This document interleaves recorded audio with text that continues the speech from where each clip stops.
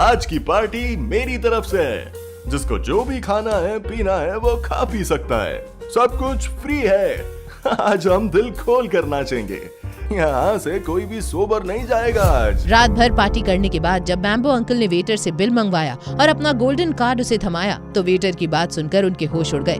उनका सारा नशा एक झटके में मानो उतर गया हो। सर, आपका कार्ड डिक्लाइन बता रहा है। क्या बकवास कर रहे हो? बिल कितने का बना है? सर 20 करोड़।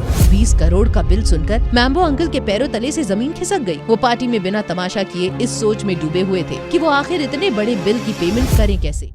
कॉन्ट्रैक्ट मिलने की खुशी में जो पार्टी रखी थी वो अब मैम्बो अंकल के गले की हड्डी बन गई थी। जैसे ही 20 करोड़ रुपए के बिल की बात सुनी, मैम्बो अंकल की आवाज पुराने रेडियो की तरह खड़खड़ाने लगी थी। तेरा दिमाग ठिकाने पर है? 20 करोड़ रुपए? हमने ये होटल नहीं खरीदना, बस आज की पार्टी का बिल चुकाना है। जा दौड़ के मैनेजर को बुला के ला।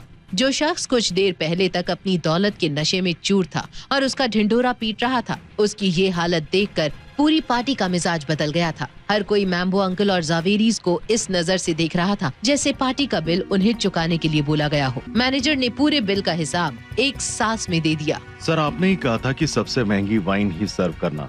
हमारी सबसे महंगी वाइन 15 लाख रुपए की है और आपने तो पूरा होटल बुक किया था। वैसे तो आपका बिल 22 करोड़ रुपए का था, लेकिन हमने 2 करोड़ का डिस्काउंट दिया है आपको। डिस्काउंट? 20 करोड़ का बिल बना के तू डिस्काउंट नहीं लूट रहा है हमें। तू जानता नहीं मैं कौन हूँ। तूने नवीन जावेरी से पंगा लिया है। रुक, अभी तेरे इस होटल पे ताला लगवाता हूँ। कौन हो तुम नवीन जावेरी, जो हमारी होटल पर ताला लगवाने चले हो? इस रौबदार और कड़क आवाज ने जैसे पूरी पार्टी का ध्यान अपनी तरफ खींच लिया था। ये और कोई नहीं बल्कि इस होटल के मालिक और सूरत के सबसे रईस लोगों में से एक कार्तिक पटेल था। जावेरी खानदान की हेड होने के नाते अब कल्याणी को बीच में आना ही पड़ा।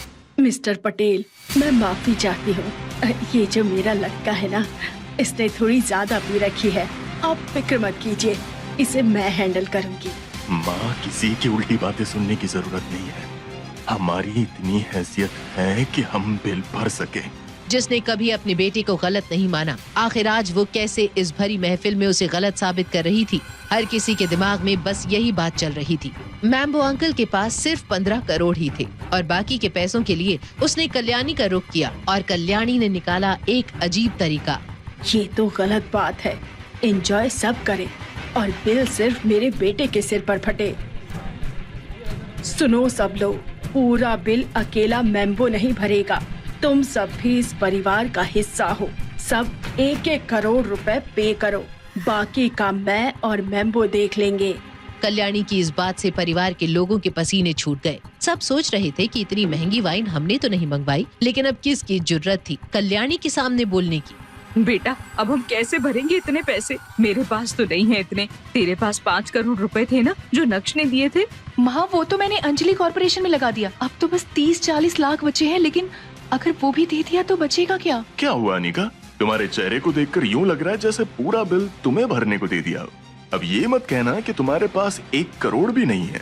आप उसकी चिंता मत करिए, मैं हमारे हिस्से का पूरा 1 करोड़ रुपया भरने के लिए तैयार हूँ। मैम्बो अंकल के तानों ने अनिका को वैसे ही शर्म में डाल दिया था और ऊपर से नक्श का बड़बोलापन। कहाँ से लाएगा ये इतने पैसे? अरे आप यहाँ क्या कर रहे हो? लगता है इसने इसके भी पैसे मार लिए होंगे। अब आएगा मजा।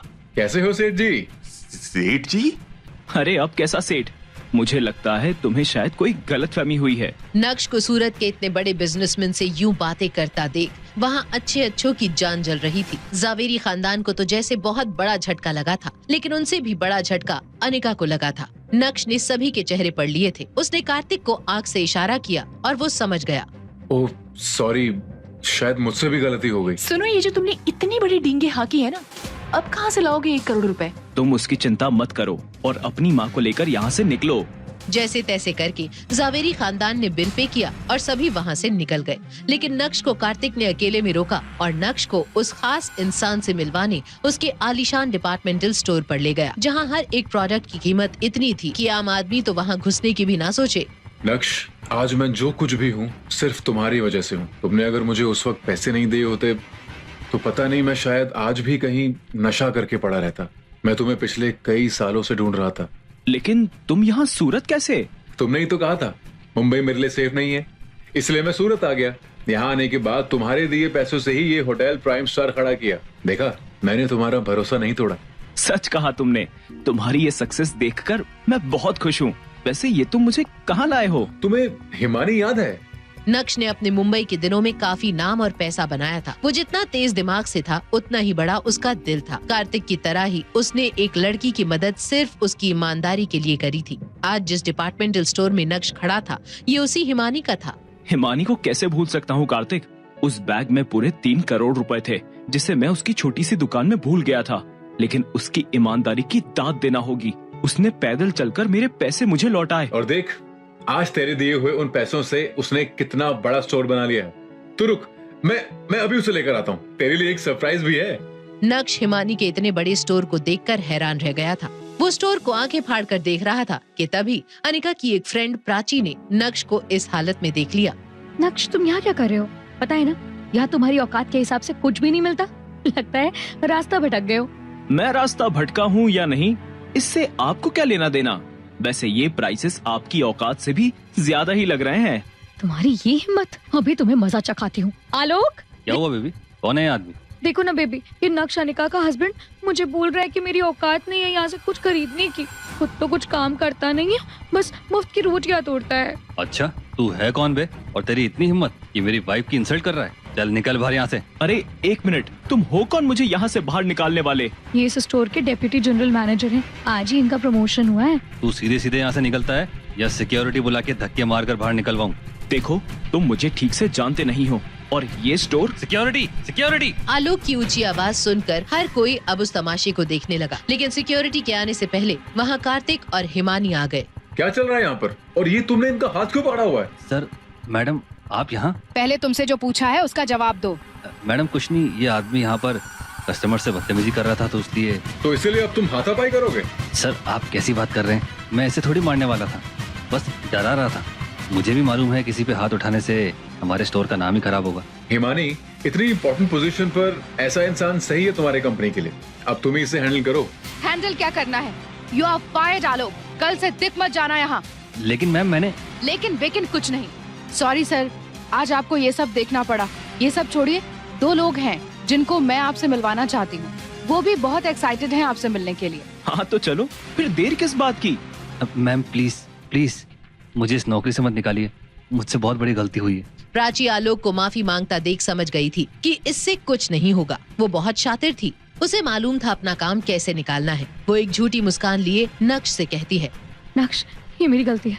इसके लिए मेरे हस्बैंड को सजा नहीं मिलनी चाहिए। तुम्हें मुझे जो भला बुरा बोलना है कह दो, लेकिन इन्हें फायर मत होने दो। कल ही इनका प्रमोशन हुआ है, हम सड़क पर आ जाएंगे प्लीज। अच्छा, अब आया ऊंट पहाड़ के नीचे। लेकिन तुमने अभी तक माफी तो मांगी नहीं। और हाँ, थोड़ा तमीज से। मिस्टर नक्श, अभी जो कुछ भी हुआ उसके लिए I am really sorry. Please मेरे हस्बैंड की जॉब बचा लो, ये ठीक है? मिसेस प्राची, सबसे पहले तो तुम माफी मांगना सीख लो। और रही बात तुम्हारे पति की जॉब की, तो क्या उसे माफ करेगा नक्श? कौन थे वो 2 लोग जिनसे नक्श को मिलवाने के लिए थी हिमानी इतनी बेताब? और क्या क्या नए तूफान लेकर आएगा नक्श का ये नया रूप? ये जानने के लिए देखिए अगला एपिसोड सिर्फ पॉकेट FM के YouTube चैनल पर, और इंस्टा एम्पायर के सारे एपिसोड्स को सुनने के लिए डिस्क्रिप्शन में दी गई लिंक से डाउनलोड कीजिए पॉकेट FM ऐप।